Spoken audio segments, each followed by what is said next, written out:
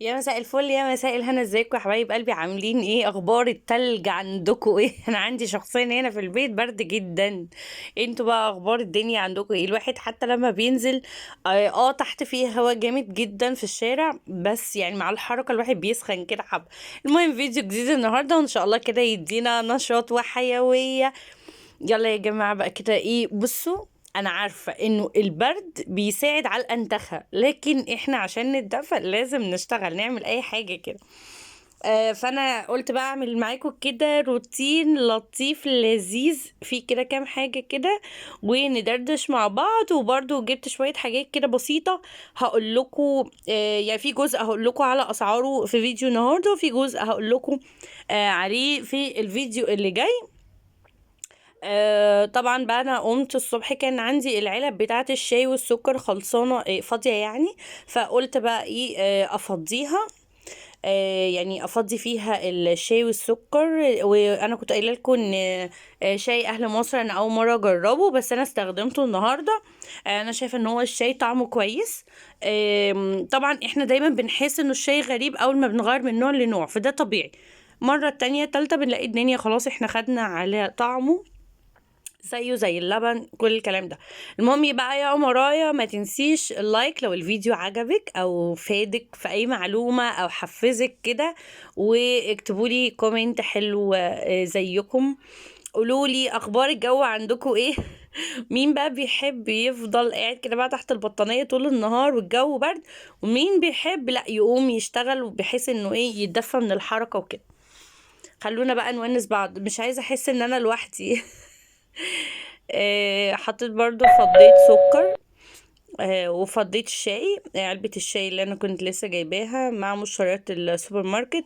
اللي ما شافش فيديو مشتريات السوبر ماركت هسيبه لكم في شاشة النهايات في نهاية الفيديو، ان شاء الله يعجبكم. هوريكم بقى شوية حاجات جبتها من عند العلاف. اولا دوت فول تدميس، تمام. الكيلو كان عامل 35، انا جبت نص. كمان فول مدشوش كان عامل 32، جبت نص برضو. وده عدس بجبة، الكيلو كان عامل 40، انا جبت ربع مؤقتا. ده كده الحاجات اللي جبتها من العلاف. انا في حاجات كده في البقوليات بحب اجيبها من العلاف، بحس هي احسن واسعارها افضل من السوبر ماركت، فدول جبتهم. طبعا هنقع الفول المدشوش والفول المدمس النهارده. كمان جبت بقى، دخلت السوبر ماركت جبت ملوخية جيفريكس، دي ب10.75. المرة الأولانية اللي نزلت فيها السوبر ماركت ما لقيتش كان ملوخية خالص من أي نوع، ولقيت واحدة. يعني ما كانش في تاني، برضو لو كان في كنت جبت. فهجيبها هستخدمها كده كده النهاردة. آه، بس هنقع بقى الحاجة دي. طبعا بقى انا نزلت جبت البقوليات دي من العلاف كده بسرعة بسرعة عشان الحق انقعهم، لان احنا بقى بكرة صايمين ان شاء الله. طبعا الفترات اللي جاية كلنا ان شاء الله هنبقى صايمين مسيحيين ومسلمين، ويعني بعود الايام كده، وان شاء الله يا رب كلنا دايما بخير وطيبين. هنقع بقى الفول المدشوش لان انا ناوية اعمله طعمية ان شاء الله، والفول المدمس عشان هدمس فول. انا ما بحبش اشتري فول من بره خالص. نقعتهم بقى كده، قلت عقبال ما اعمل الغدا وعقبال بالليل بقى ممكن ايه يعني بالليل او تاني يوم الصبح ابقى اشغلهم على البوتاجاز. هعمل بقى ايه، هعمل فريك مع الملوخيه. بنحب الفريك، يعني انا بحب الفريك وجوزي بيحب الفريك. الاولاد مش بيحبوا الفريك قوي، بس يعني بياكلوه مفيش مشكله يعني. اصعب حاجه بس في الفريك هو تنقيته. انا بصراحه نفسي اشتري فريك اللي هو بيبقى اكياس مغلفه، بس مفيش خالص. يعني مفيش في السوبر ماركت اللي انا بجيب منه ولا السوبر ماركتات اللي حوالينا. مفيش نهائي. يعني لو حد يعرف ممكن اجيب الفريك في اكياس مغلفه اللي هو بتاع الشركات منين، يا ريت يقولي. بس يا رب يكون في حد قريب، لان انا مش بحب اروح مناطق بعيده عشان اجيب حاجه يعني. خصوصا ما تكون حاجة لوحدها يعني، مش مجموعة حاجات. المهم انا هعمل شوية فريك كده صغيرين، مش هعمل كتير، لان انا عايزة اعمل على قد وجبة غدا واحدة. وكمان الولاد بياكلوا منه قليل قوي، يعني مش عايزه اعمل كده عشان مش هزايد بقى خالص يعني لتاني يوم. هعمل كمان زي ما قلت كده مع الفريك الملوخيه. هعمل بقى الفريك بسمنه هي سمنه البقري الكرم. انا كنت مشترياها طبعا قبل الغلا دوت من حوالي 3 شهور. طبعا سعرها لما انا اشتريته كان لا يقارن بدلوقتي خالص، يعني هي دلوقتي ب 218 او 220. ده اخر سعر كمان انا شفته من يعني من فتره كده، من اسبوعين 3، مش عارفه بقى زادت تاني عن الرقم ده ولا لا. لكن انا كنت جايباها كانت ب 140. طبعا يعني تقريبا ضعف الثمن. ما علينا، لينا ربنا يعني ان شاء الله. احنا بنحاول بقى نقتصد. انا قلت بقى علبة السمنة دي ولا برطمان السمنة ده انا هقعده معايا كده مثلا 6 شهور كده ولا حاجة. بجد الاول كنت يعني بحف كده في السمنة لما باجي استخدم اي حاجة واقول يلا عشان تبقى الريحة والطعم حلوين وبتاع لا دلوقتي لا خالص بقى، يعني تنتوفة كده في كل كبيرة وصغيرة. في ناس اصلا بتعمل اكلها من غير ولا سمنة ولا زيت ولا اي حاجة، بس احنا يعني عشان الطعم يعني وكده. المهم بس حطيت بقى الفريك على النار وحطيت له المية. وطبعا الفريك يعني بنزود فيه المية شوية عن الرز. وكمان اول ما بيغلي بنوطيه، مش بنستنى يتشرب المية. ده للناس اللي مش متعودة تعمل فريك ومش عارفة نظامه ايه وكده. هدق بقى الثوم. فصصت راس توم زي ما انتوا شفتوا كده، وهدقها علشان اعمل الملوخية بيها. انا هعمل الملوخية بسمنة روابي. لان انا عايزه اعملها بسمنه نباتي، ولان انا مش هحط شوربه في الملوخيه. لان الملوخيه انا متوقعه ان هي مش هتخلص في نفس اليوم، فقلت عشان لو قعدت تاني يوم احنا هنبقى صايمين، فتبقى الاكل الملوخيه تبقى نباتي يعني ما تبقاش فطاري. فلو حبينا ناكل منها نعمل جنبها شويه رز والدنيا تمشي. دي بس كده كانت الاكله النهارده. انا عملت بوفتيك، بس المقطع اللي انا كنت بعمل فيه البوفتيك مع الاسف الموبايل فصل وانا ما كنتش واخده بالي فما تصورش. يعني كان نفسي الصراحه يعني اعمله معاكم. كنت عملته بطريقه حلوه قوي وعجب الولاد جدا. انا كان بقالي فتره كبيره جدا جدا جدا ما جبتش بفتيك وعملته. مش عارفه ليه مش بيجي في دماغنا. بس حقيقي المره دي كان طعمه حلو قوي مع الفريك مع الملوخيه. بصراحه اكله جامده جدا. كان نفسي اعمل سلطه بس ملحقتش. لان كانوا الولاد بقى عاملين يزنوا يلا يا ماما جعانين وبتاع مش عارفين. انتوا عارفين بقى العيال لما بتبقى فوق دماغنا ما بنعرفش يعني نعمل حاجه طول ما هم عاملين بيزنوا فوق دماغنا. قلت بقى اعمل لنفسي كوبايه اعشاب. الناس الجديدة معايا في القناة دي أعشاب نيو ماجيك. طبعا الناس اللي متابعاني من بدري عارفين الأعشاب دي أنا باخدها عشان التخسيس وكده. هوت أنا مش عاملة دايت بس بحاول أحافظ على وزني، خصوصا بشربه لما بكون أحس إن أنا هاكل أكلة لا يعني محتاجة يعني ممكن تزود لي الوزن يعني ولا حاجة. بس كمان عايزة انتظم فيه الفترة اللي جاية 3 مرات في اليوم. انا كل ده باخده مرة واحدة بس في الغداء، يعني بعد الغداء او قبل الغداء. لكن انا عايزة انتظم فيه 3 مرات. لما بنتظم فيه 3 مرات بخس خسسان ملحوظ جدا. اعشاب نيو ماجيك طبعا من سيلا، ودي اعشاب طبيعية وملهاش اي اثار جانبية تماما. كمان اللي يحب اي منتجات من منتجات سيلا هسيب لكم لينك الجروب. الجروب بتاعي دلعي نفسك لمنتجات سيلا. دي منتجات طبيعية. طبعا الناس اللي معايا في القناة اصلا عارفين هي ايه.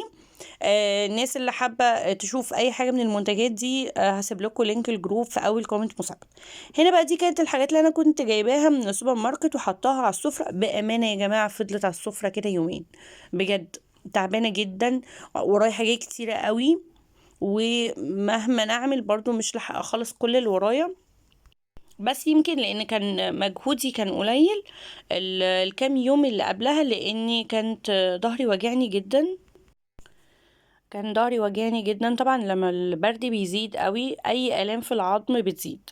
ده شيء بيبقى متوقع. الواحد مهما يدفي نفسه برضو طول ما فيه برد ورطوبة والكلام ده كله لا يعني الام العظم بتزيد شويه. بس الحمد لله طبعا نشكر ربنا احنا احسن من غيرنا. هبتدي بقى ادخل الحاجه دي كلها. طبعا انا كنت رصاها على الترابيزه عشان كنت قبلها بيومين كنت بصور الفيديو بتاع مشتريات السوبر ماركت. زي ما قلت لكم كده هسيبه لكم في شاشه النهايات. يعني في نهاية الفيديو هتلاقي فيه مربع كده عليه صورة الفيديو، هتدوسي عليه تدخلك على الفيديو على طول. هبتدي بقى داخل حاجة وانظم حاجتي جوه المطبخ بقدر الامكان. مش هلحق اعمل كل حاجة بصراحة، بس يعني هحاول ان انا انجز كده يعني شوية حاجات. طبعا انا كمان غسلت مواعين بتاعة الغدا اللي انا عملت فيها الغدا الاطباق نفسها بتاعة الغدا. قلت اول باول كده عشان ما اسيبش الحاجة لغاية بالليل. لما بسيبها لغاية بالليل بصراحة واقعد اغسل في المواعين، النوم بيهرب من عيني للاسف وبيخليني معرفش انام. مش عارفة في حد زي كده. يعني انا لما بسيب المواعين يعني او مش بسيبها، يعني بعمل حاجات تانية واخلي المواعين للاخر. وانا واقفة بغسل المواعين بحس ان ده حاجة بتصحصحني بزيادة، ولما اجي ادخل انام بقى ما يجينيش نوم وافضل بقى قاعدة كده على السرير عيني مفنجل. انا حتى الايام اللي فاتت دي بنام متأخر وبصحى متأخر ويومي ملخبط خالص. يعني الصراحة المدارس دي نعمة بتنظم لنا اليوم غصب عننا. بس المهم بقى، فانا قلت افضي بقى المكرونات والحاجه. بصوا بفتح الكيس، ام الكيس واقع كده لورا، ام مدلوق منه شويه مكرونه بس يعني، ولا يهمني انا هلمهم تاني واحده واحده، لان انا مش هسيب مكرونايه تضيع مني. حاجه دي بفلوس بفلوس، نعمه نعمه لازم نخلي بالنا منها. الفترة دي طبعا يا جماعة كلنا بلا استثناء، كل المستويات حاسة ان هي عندها أزمة مالية. طبعا اكيد يعني كلنا حاسين بالكلام دوت. بس انا عندي وجهة نظر كده. انا شايفة ان احنا نشكر ربنا على الأزمة المالية دي.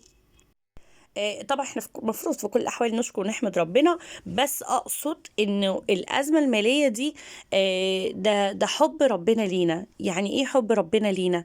ان ربنا عايز يعرفنا قيمه النعمه اكتر واكتر، وعاوز يعلمنا اكتر واكتر، وعايز يخلينا يعني نبقى مش يعني عادي، مش فارق معانا الاكل والشرب وكده.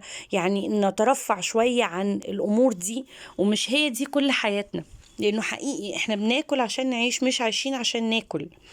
مهم جدا طبعا ان احنا نغذي ولادنا ونعمل كل اللي نفسهم فيه جوه البيت، بس نصرف بحكمة، نجيب كل حاجة بحكمة. الحمد لله نشكر ربنا، انا من بدري جدا من قبل الغلاء ده كله وانا بحاول اكون حكيمة في طريقة صرفي وطريقة متطلبات بيتي. ما بنجيبش اكل من بره غير نادرا جدا. يعني مرة كده كل فترة، مثلا ممكن مرة في الشهر، ماكسيموم مرتين في الشهر ده بالكتير يعني. لكن أغلبية الوقت لا، بناكل من أكل جوه البيت، وبحاول أعمل لهم كل الحاجات اللي شبه الأكل بتاع بره. بخلي أغلبية الأكل يكون صحي. طبعا في جزء من الأكل بيكون مش صحي، لأني يعني مش هقدر أخلي كل الأكل صحي، لأنه بيحتاج وقت ومجهود كبير جدا. فنقدر نقول مثلا لو 80% من أكلنا صحي، في 20% أكل مش صحي.